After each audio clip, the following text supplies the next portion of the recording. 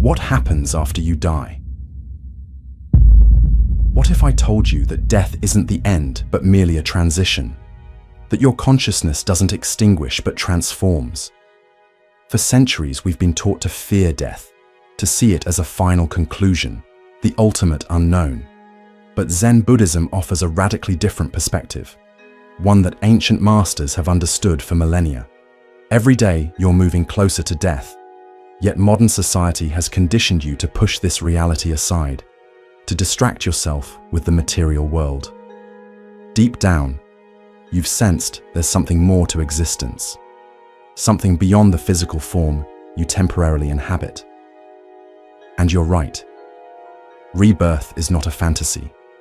It's a fundamental truth of existence. In this video, we're going to pull back the veil and reveal what really happens when you die, why rebirth occurs, and how understanding this process can transform your life right now, today. The conditioning against death. From the moment you were born, you were conditioned to see death as something distant, something to fear, something to avoid thinking about at all costs. Western society built walls around the concept of death, turning it into a taboo, a subject spoken about in hushed tones and clinical terms. But what if that conditioning wasn't just cultural habit? What if it was designed to keep you disconnected from one of life's most profound truths? Think back to when you were a child. Children naturally ask questions about death, and they approach the subject with curiosity rather than fear. Where did Grandma go? What happens when we die? These questions emerge from an intuitive sense that there must be something more, that consciousness doesn't simply blink out of existence. But what happened when you asked these questions? You were given simplified explanations, religious dogma, or told, nobody knows. Your natural curiosity about one of existence's most fundamental transitions was systematically shut down. Schools didn't teach you how to contemplate death, how to understand consciousness, or how to recognize the signs of rebirth all around you. Instead, they taught you to focus on material success, linear thinking, and the physical world. If you couldn't measure it with instruments or verify it with your physical senses, it wasn't considered real. The entire system is built on the idea that you should trust external authorities about death, religious leaders, scientists, doctors, never your own direct experience or inner knowing.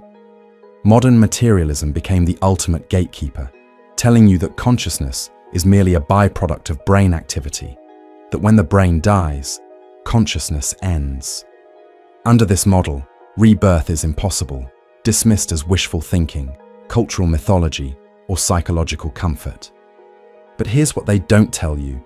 Some of the greatest minds in human history, from Zen masters like Dogen and Hakuin to quantum physicists exploring consciousness, have recognized that consciousness isn't confined to the brain. They understood that rebirth isn't a supernatural belief, but a natural process, operating according to universal principles. And yet, mainstream science ridicules those who take these experiences seriously.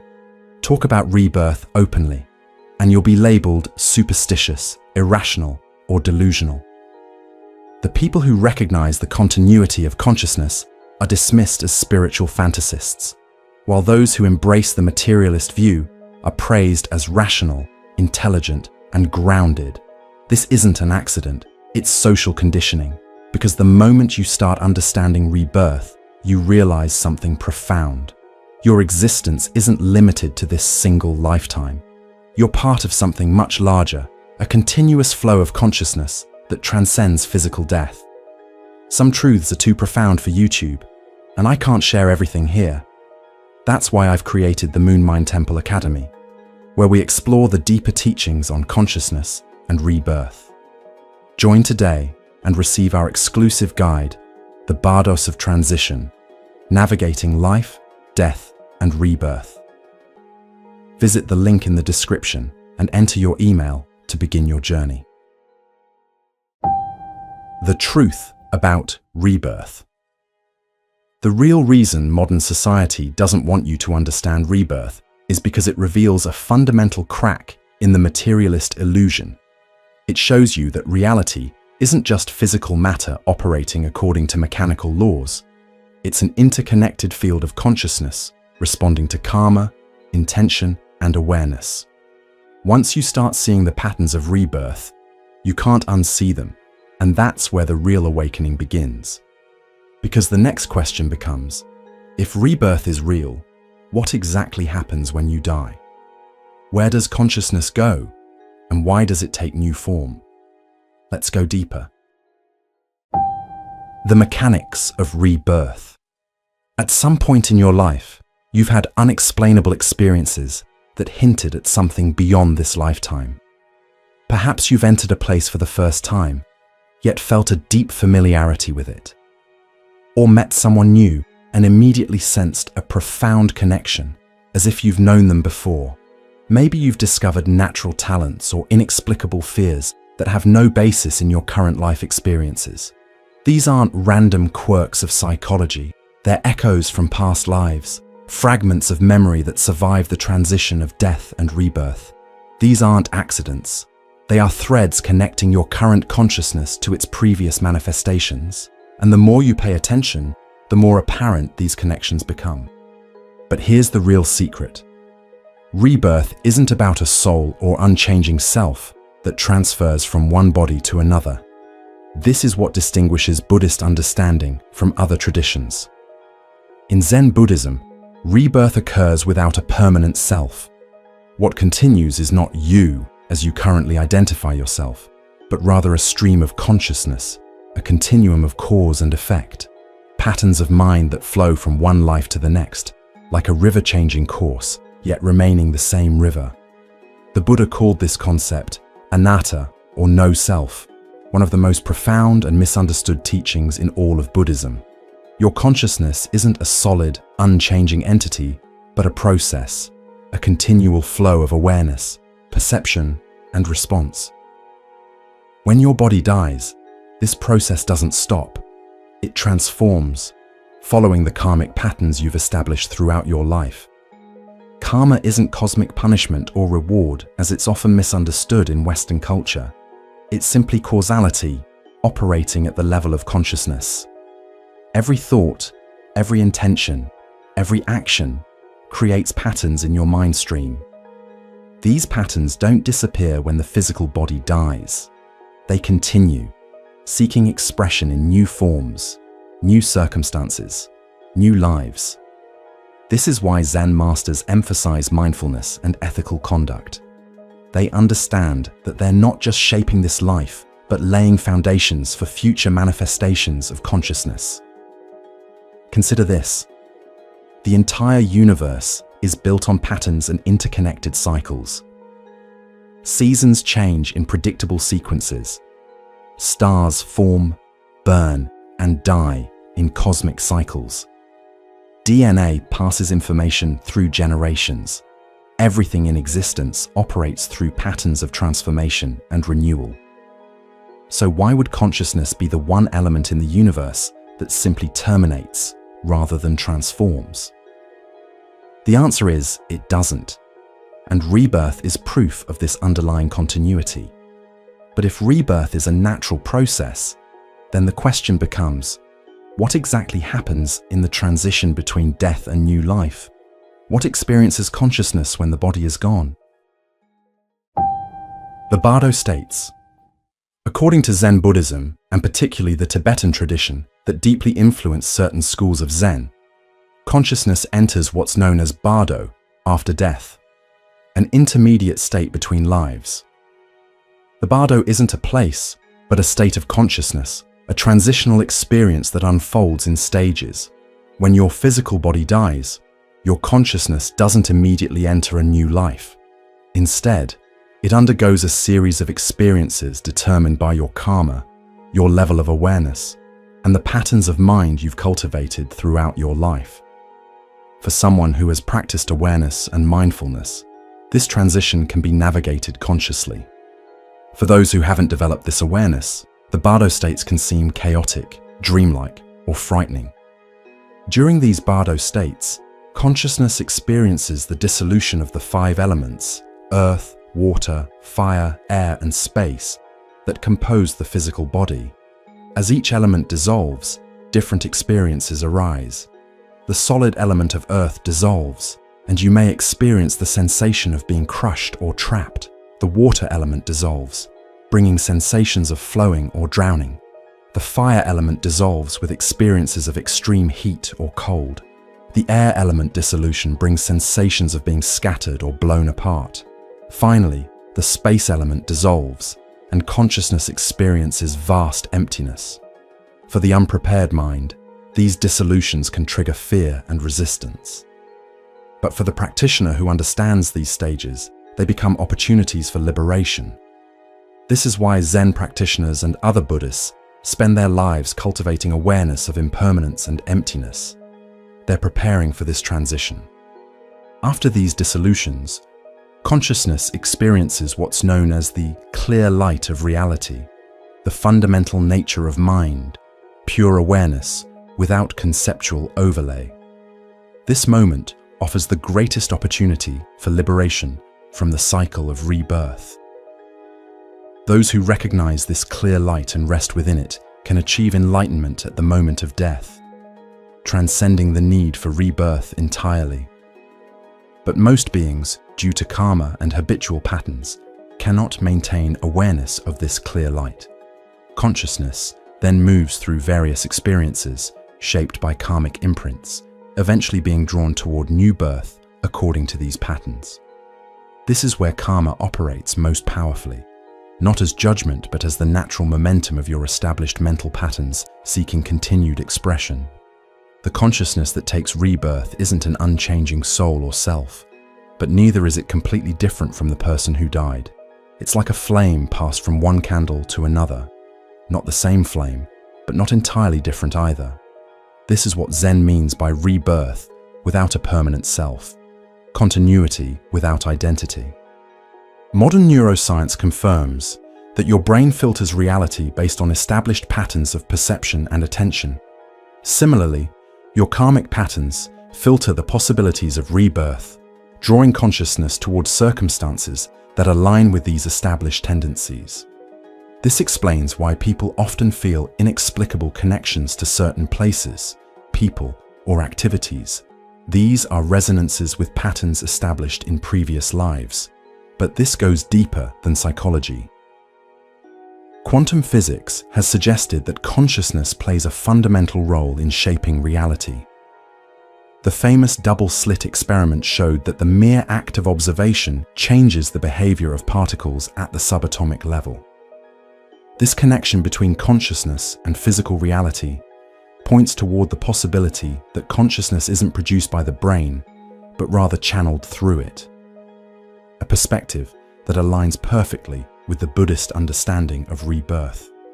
Now combine this with the Buddhist principle of dependent origination.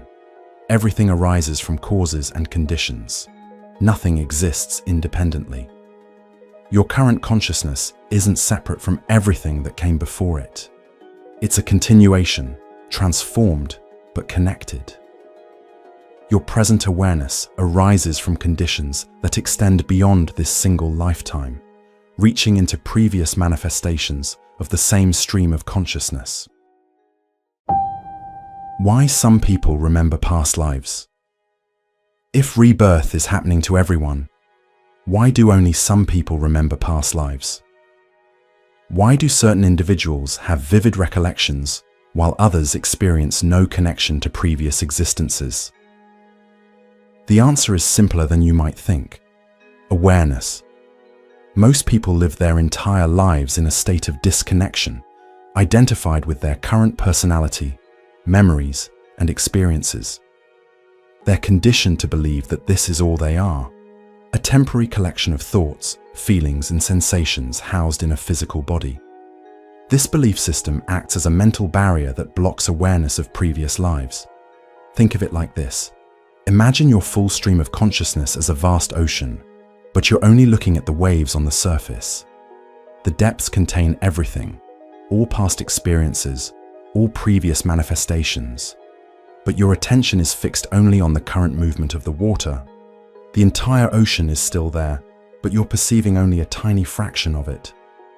Now contrast that with people who remember past lives. These individuals are not special or chosen. They have simply maintained or developed a broader awareness that extends beyond current personality. Children often remember past lives more easily because their conditioning is less rigid. They haven't yet fully identified with their current personality. As they grow and their current identity solidifies, these memories typically fade. People who meditate regularly, particularly in traditions that emphasize the observation of mind rather than identification with it, sometimes begin recovering past life memories. This happens because meditation weakens the grip of the current personality, allowing broader awareness to emerge. This is why Zen puts such emphasis on meditation and mindfulness. These practices aren't just about reducing stress or improving concentration. They're about seeing through the illusion of a fixed self, recognizing the broader stream of consciousness of which your current life is just one manifestation.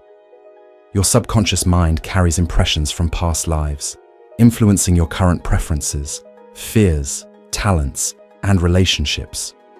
When you have an unexplainable phobia, an instant connection with a stranger, or an unusual talent that emerged with minimal training, you're experiencing the effects of patterns established in previous lives. But accessing these memories directly requires a different relationship with consciousness, one that modern society doesn't teach or encourage. It requires quieting the narrative of the current personality enough to allow deeper patterns to emerge into awareness. The scientific community largely dismisses past life memories as imagination, confabulation, or suggestion. But researchers like Dr. Ian Stevenson and Dr. Jim Tucker at the University of Virginia have documented thousands of cases of children with verifiable memories of previous lives, memories that include specific details they couldn't have learned through normal means.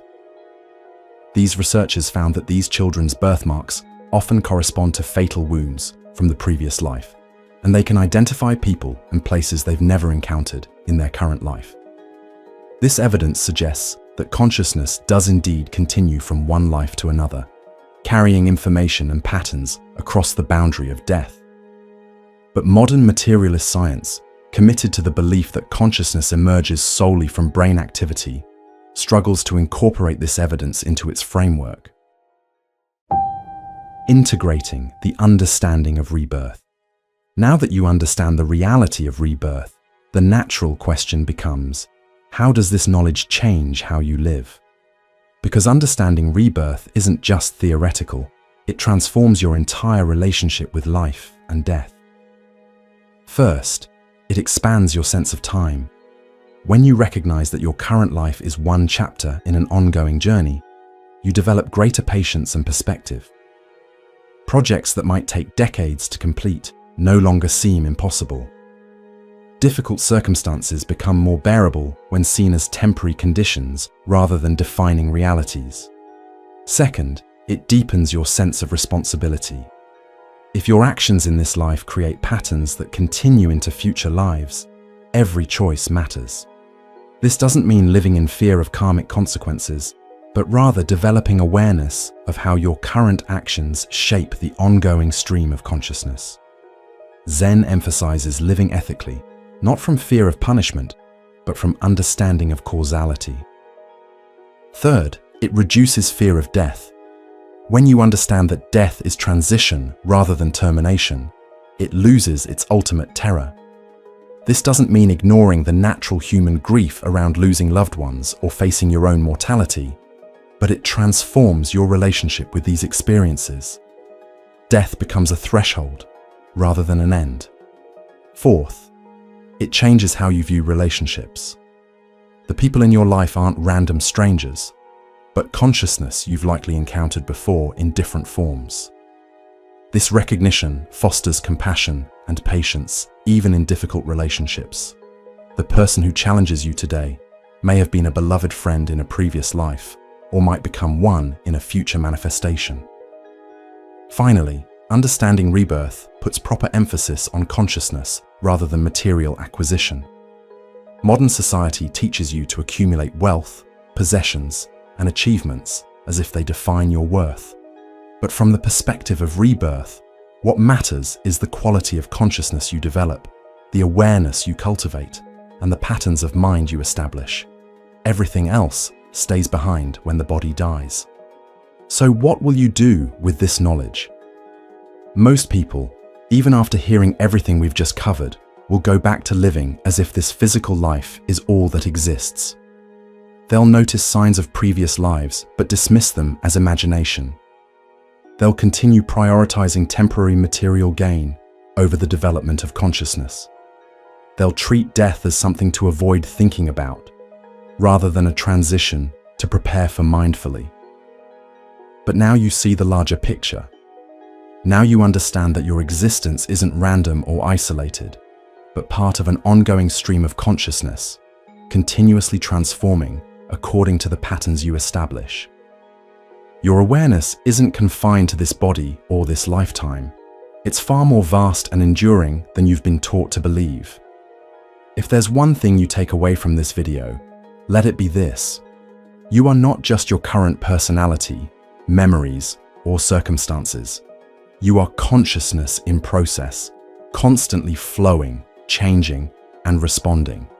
And that consciousness doesn't end when the body dies. It continues, following the patterns you're establishing right now, in this moment. The people who live with the deepest peace are those who understand this truth, not intellectually, but experientially. They've seen beyond the illusion of a permanent self to recognize the continuous flow of consciousness. And because of this, they approach both life and death with equanimity, curiosity, and presence. But here's the thing. There's far more to this than I can share here. If you want to deepen your understanding of death, rebirth, and the Bardo states, I highly recommend reading the Tibetan Book of Living and Dying by Sogyal Rinpoche. This modern classic brings ancient wisdom into contemporary language, offering profound insights into the nature of mind, consciousness, and the journey through death and rebirth. It's a life-changing text that has guided millions through their understanding of these profound Buddhist teachings. I've included a link in the description where you can find this essential book. You've seen the patterns, you've felt the resonance of truth. Now it's time to stop living as if this life is all there is and start recognizing the vast continuity of consciousness that you are. Pay attention to the signs, follow your intuition, develop your awareness. Because once you understand rebirth, you'll realize that you're not just a temporary visitor to existence. You are existence itself, continuously expressing, continuously transforming, continuously being. If this video resonated with you, make sure to hit the subscribe button and join our Moon Mind Temple community as we continue to explore the profound teachings of Zen Buddhism together.